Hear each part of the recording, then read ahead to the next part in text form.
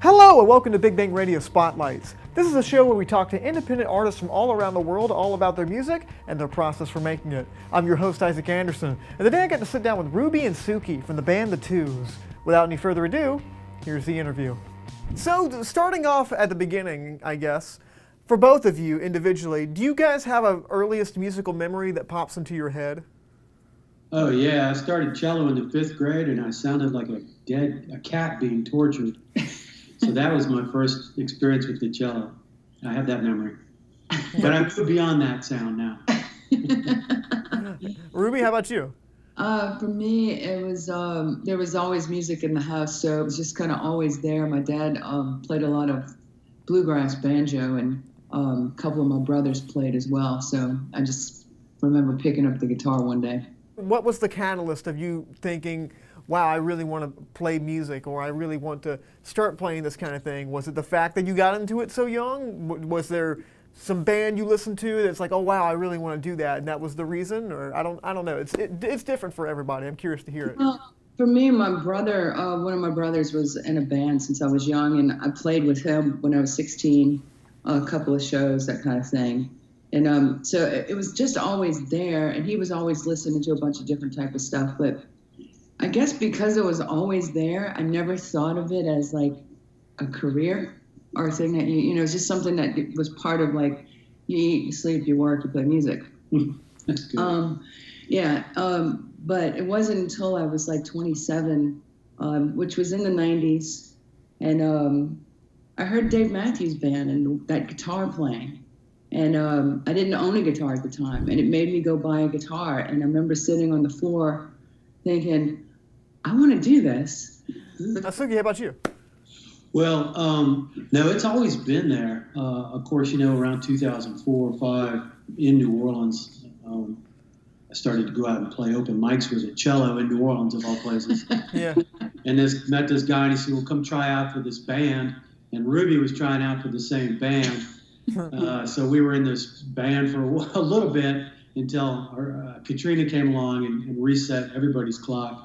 And then after Katrina, we reconnected and decided we had a lot in common musically. Mm-hmm. And so we've been going since then. So that's how you two met. So just like in a band audition? Yeah, that's right. Yeah, I already had a band, but I was looking more because being a front person was always scary for me. And so I was looking for another situation where I could just be with a microphone and be singing and be a front person. And so I found that situation. And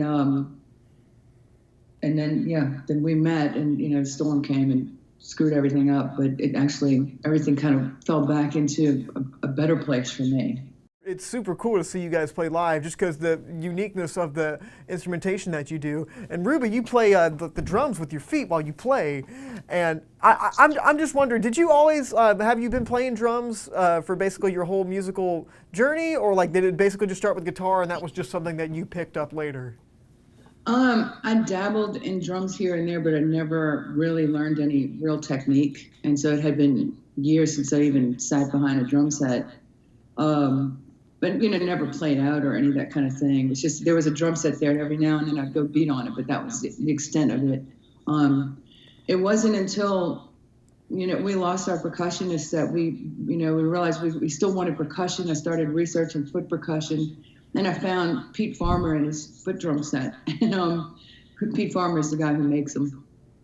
And decided, you know, we're just gonna do this. We needed to be compact. We wanted it to just be the two of us, but we still wanted the power of drums somehow. So it was about 6 or 8 months ago that I started adding the foot drums into everything else. So was it like a giant learning curve with that, or did it come pretty naturally? Oh God, yeah. It was initially, you know, it's a $2,000 instrument. It takes 3 months to get it to you, and it's not returnable. And so initially I sat down with it and thought, oh God, I don't think I can do this. It was scary. It was.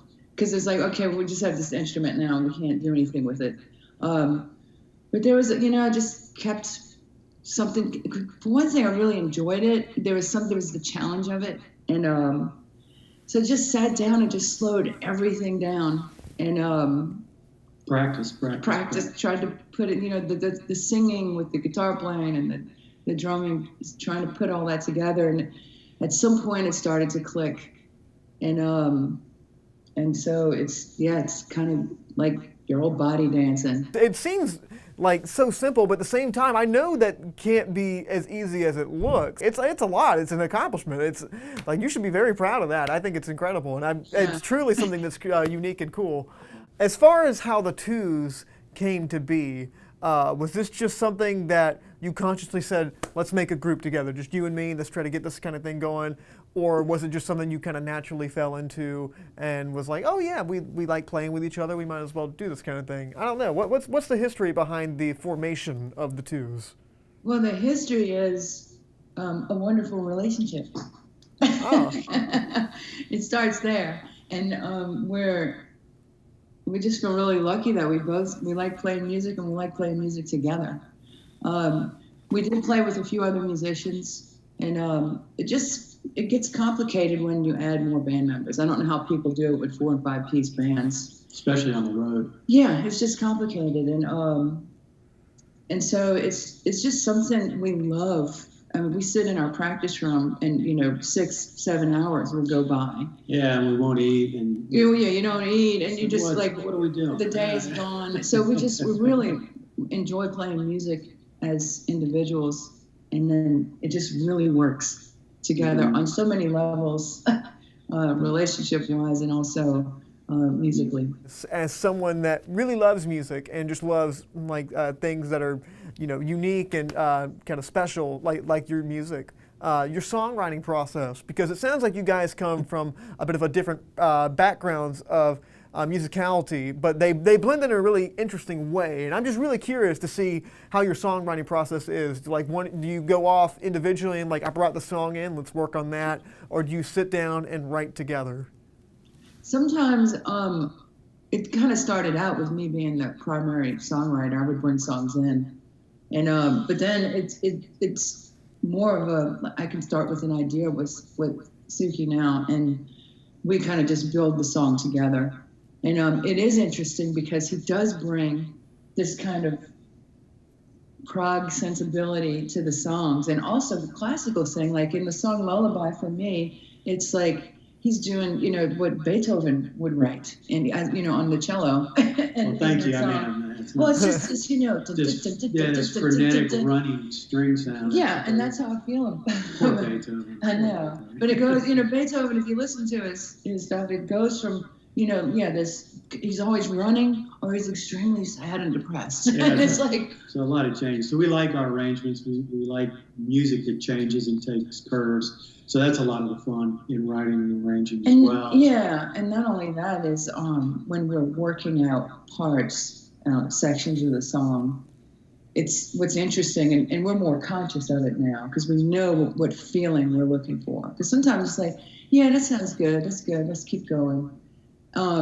But when it's the right parts, it's just, we both just get super excited. I'm out of my chair jumping around, and our work will get chills. Like we know when we have the part.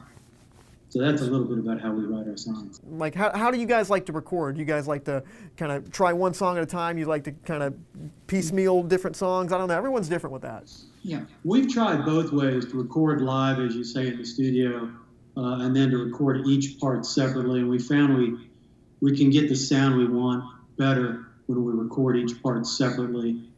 So that's the fundamental way we record now. Well, it has a lot to do with we're still just trying to find what's the right sound for us. So I'm excited about what's going to happen in the future. Like this, we really like the way the EP came out, and but we know that performing in the studio together is not for us because the parts are so intricate, and trying to get the correct miking situation and the sound that we're looking for. We just can't afford any bleed or any kind of thing like that happening in the studio.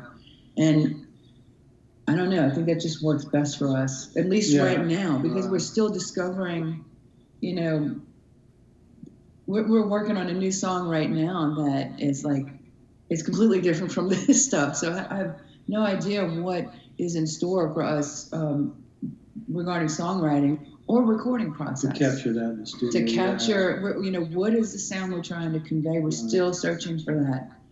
Well, that's how we record too. So the next step is then editing all these raw tracks, and we do that ourselves with a program called Pro Tools, and that's a painstaking process, but a lot of fun actually when everything starts to sound. Luckily, yeah, we're both of the same mind. We'd like things to be. It's not about perfection so much as getting the right feel, and sometimes, you know, you just can't be perfect in the studio, and nobody has the money to do 156 takes to get it right.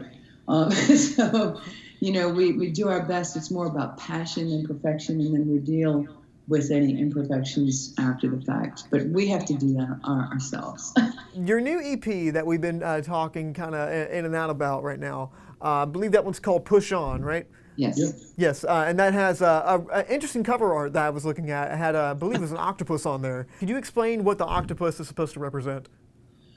Well, there's the combination of the idea of push on. We did have another band member when we started to work on this album, and he left. And so it took us a year to regroup and like, what are we doing? Do we use that name? Do we use a new name? Change everything. Decide that we're just going to put out an EP and we're going to just push on. And so that's where that comes from. The octopus, on the back of the album art, we added a jar to indicate that the octopus has escaped from the jar.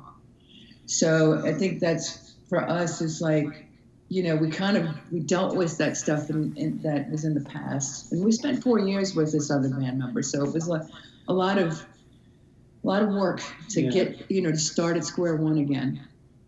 And but the octopus also represents the fact that, I did take on doing drums, guitar, and vocal. So yeah, you see her live. It's like watching an octopus. Yeah. Thank you guys so much for talking to us. We really do appreciate it. I've had a blast. I hope you guys have enjoyed yourselves. And before we go, where can people find the Twos at, social media wise? Across social media would be The Twos Music. So at The Twos Music. So Facebook / The Twos Music. Same thing with Instagram and Twitter. Online is thetwosmusic.com. For sure. Yeah. Well, so. Cool. Well, if you guys want to see them anywhere on social media, that's where to find them. Thank you guys so much for talking to us. Before we go, I know I just said that, but before we go, I always ask everybody that I interview this question. Do you guys have a favorite movie?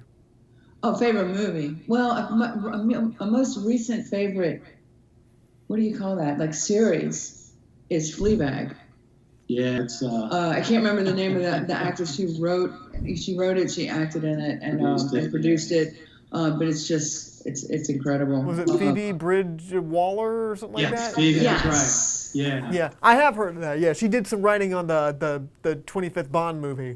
They brought her in because of that show, actually. Oh wow. Yeah. Well, this is an amazingly interesting series she's done of the characters, a sort of this messed up young woman dealing with life, and it's really well done. And her mistakes, and it's really well done. So that's our favorite, visual thing these days. Thanks to Ruby and Suki for sitting down with me and talking all about their music. If you guys want to see more interviews just like this, you can go to facebook.com/Studio67NCC, youtube.com/NashComCollege, or you can find us on Instagram at Studio67NCC. Thank you all for watching. I'm Isaac Anderson, and until next time, stay lovely.